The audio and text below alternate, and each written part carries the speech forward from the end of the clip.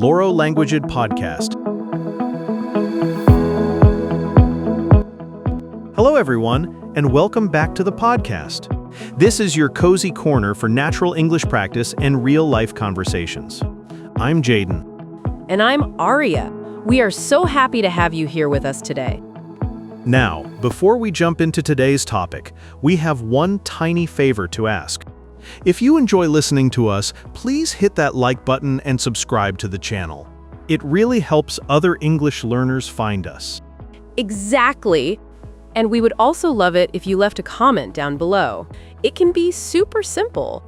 Just tell us where you're listening from or share your thoughts on today's topic. And you know what? Typing a comment is actually a great way to practice your English without even realizing it. Your brain is working, choosing vocabulary, putting words in order. It is real practice. That is so true. So please, don't be nervous about making mistakes. Even just one short sentence is totally fine. We genuinely love reading your thoughts. All right, are you ready? Let's get right into today's topic. I am so ready for this. And honestly, grab a cup of coffee or tea if you're listening right now. Because today we are just going to chat about our daily mindsets. We are talking about something that is supposed to make us happy, but actually makes me incredibly angry sometimes. Positivity. Positivity makes you angry? Well, that sounds like a very negative way to start the episode. Aria, are you doing okay today? Haha, I'm fine, but hear me out. Have you ever had an absolutely terrible morning? You wake up late, you spill hot coffee all over your clean white shirt. You run to the station, but you still miss the train. You're wet from the rain. You are miserable. And then you walk into a cafe and see a giant neon sign that says, "Good vibes only." Oh, I completely understand now. I hate those signs. Or those wooden signs people put in their living rooms that just say, live, laugh, love. When you're having a genuinely terrible day, seeing a sign that orders you to choose joy makes you want to throw your coffee cup out the window. Yes, it makes me so mad because sometimes I do not have good vibes. Sometimes my vibes are very bad. Jaden, and I feel like modern society is always forcing us to pretend that everything is wonderful all the time. You're talking about the pressure to perform happiness.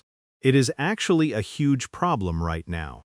Social media is full of these inspiring aesthetic quotes, telling us to just smile, drink water, and ignore our problems. But ignoring a real problem does not make it disappear.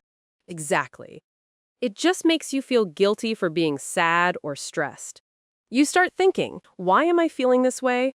I should be grateful. I should be smiling like the people on the internet. And then you're stressed about the fact that you're stressed. It is a terrible cycle. There is actually a psychological term for exactly what you're describing. It is called toxic positivity. Have you ever heard of that concept? Toxic positivity. I really love that term. It perfectly describes what happens when people force fake happiness on you. Right? Toxic positivity is when you demand a positive attitude in every single situation, no matter how difficult or painful it is.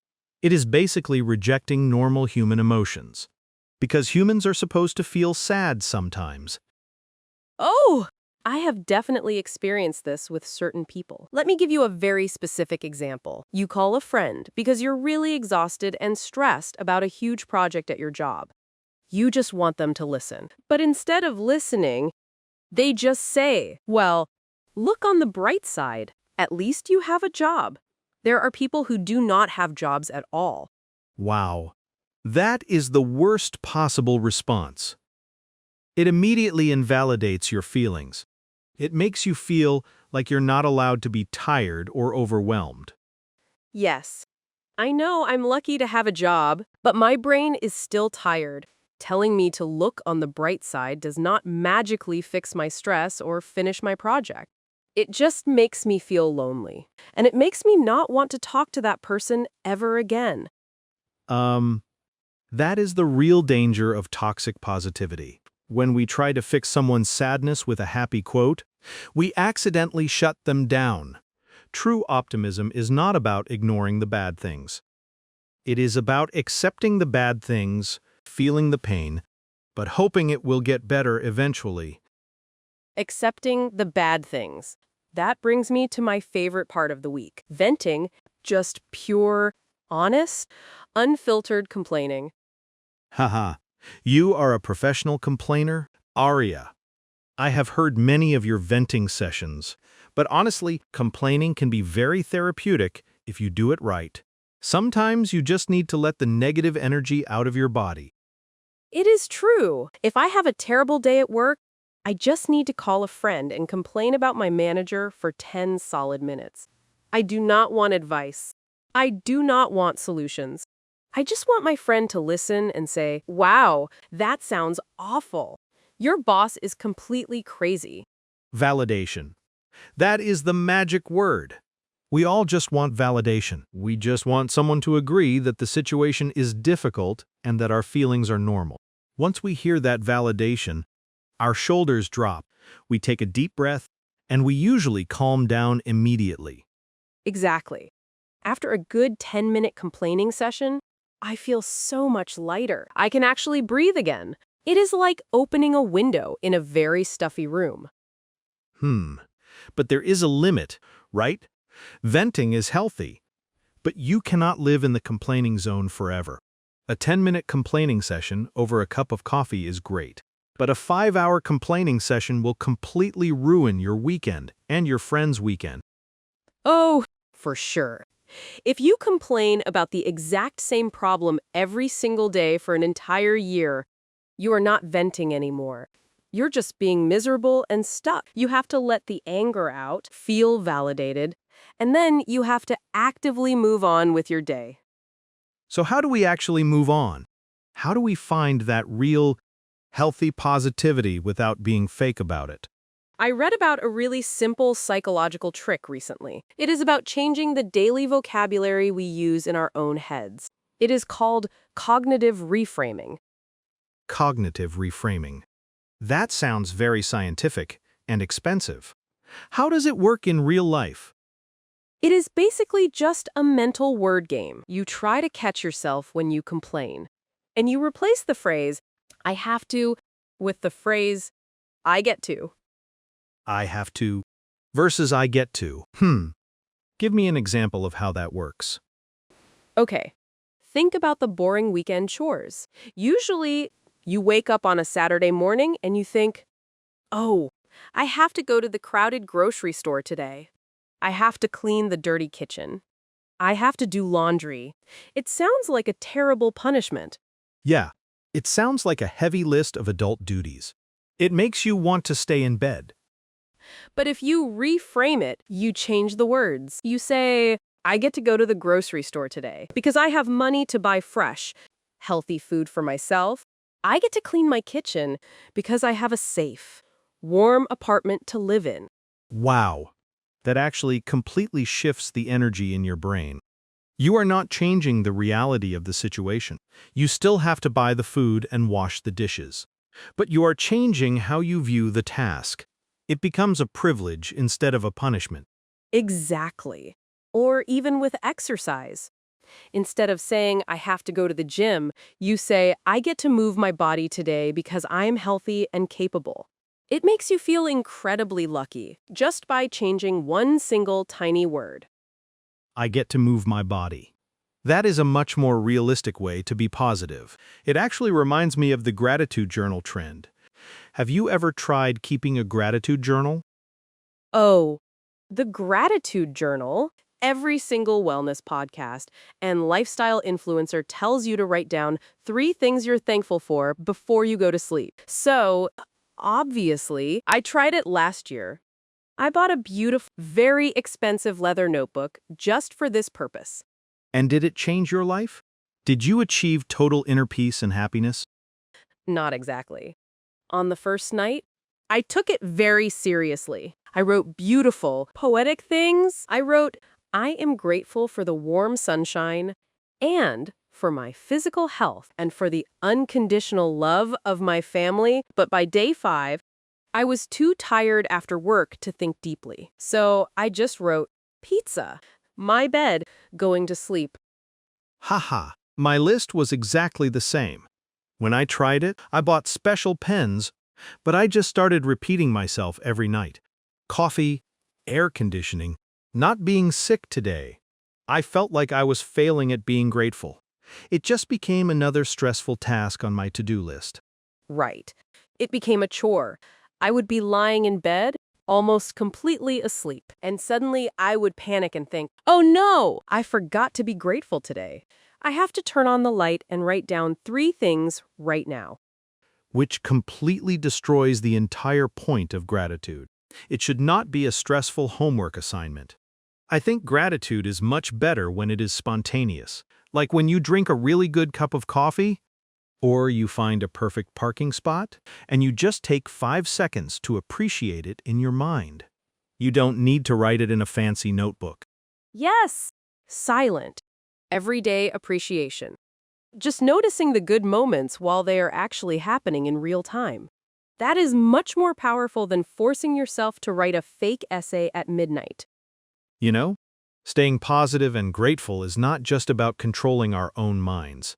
It is also heavily influenced by the people we choose to spend time with. Have you ever noticed how emotions are basically contagious? Oh, emotional contagion is 100% real.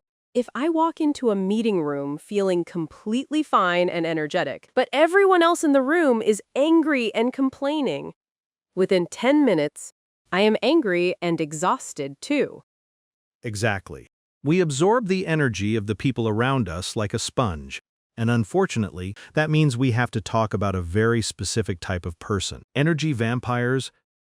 Energy vampires. I definitely know a few of those. They do not drink your blood. They just suck all the happiness, patience, and motivation right out of your body. We all have that one coworker or friend. You ask them a simple question like, "How was your weekend?" And they immediately start a 30-minute speech about how terrible the weather was, how awful the traffic was, and how their soup was too cold at the restaurant. Yes!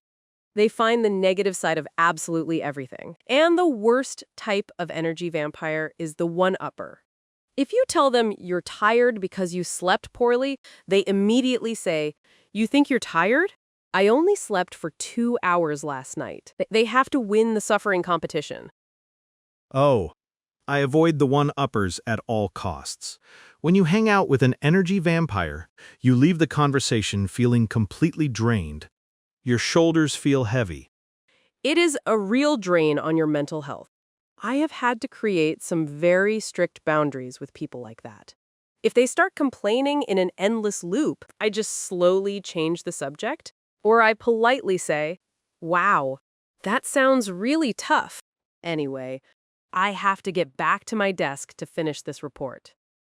You have to protect your peace, because if you spend all your time with people who hate everything, you will slowly start to hate everything too. You have to surround yourself with people who actually lift you up. Surrounding yourself with good energy is so important. But I think the ultimate takeaway from all of this is finding a healthy balance. We do not want to be energy vampires, but we also do not want to be fake, good vibes, only robots. Right. We just want to be human. Humans have fantastic days, and humans have terrible days where they spill coffee on their shirts and miss the train. Both of those experiences are completely valid. And that is what realistic optimism is all about. Realistic optimism means acknowledging that today is difficult. You are allowed to be sad. You are allowed to be frustrated and tired. But deep down, you still believe that tomorrow has the potential to be a little bit better. I really love that perspective. You can cry, you can complain to a good friend, but you do not give up hope. You just accept the bad feelings, process them, and let them pass naturally. Exactly. You do not need a wooden sign in your living room to tell you to choose joy. You just need to be kind to yourself when things go wrong. That is a very comforting and grounded thought. So guys, we really want to hear your thoughts on this topic. Yes. Head down to the comments section right now. Have you ever experienced toxic positivity? Has someone ever told you to just smile when you were having a genuinely terrible day? Or do you have an energy vampire in your life? Tell us your stories. We promise we will validate your feelings and we will not tell you to look on the bright side. And if you enjoyed this honest conversation, please hit that like button and subscribe to our channel. It really helps us keep making these episodes for you.